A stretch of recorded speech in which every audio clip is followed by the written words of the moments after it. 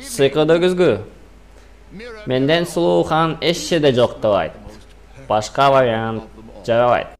Кечиресиз, бирок сиз хан эмессиз. Семетей?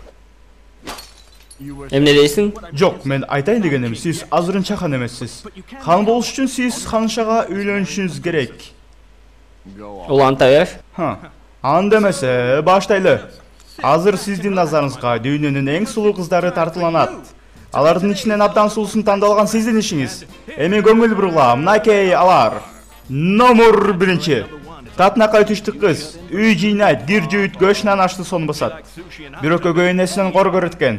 Кыскасы, таш көмүрлүк гүл ташыр кыз. Кийинкиси, ат башылык апакай кыз. Бир гана байлаңыз, ала ачканда 7 тууганына жолуп калбаңыз. Жетөнүн 7 жоргосу бар.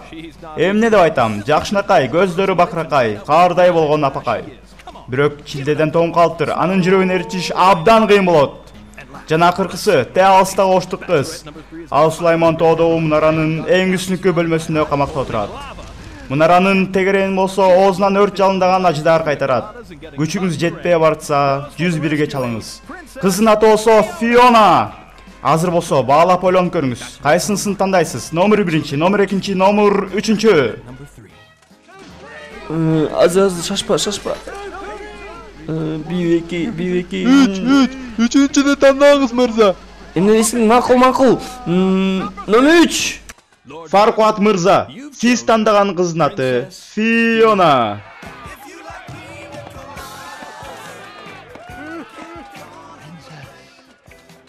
Фиона. Суп-сулуу.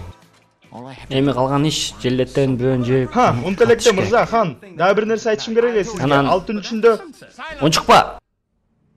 Фионаны алсам чыныгы хан болуп, Жылокту болсо падышачылыгыма айлантам.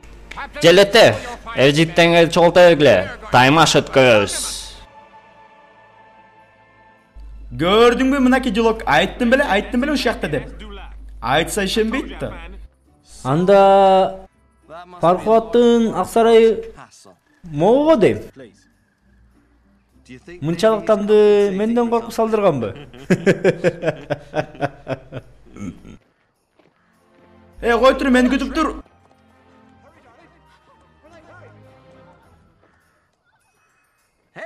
Досум, кое тур, эч нерсе кылбайм.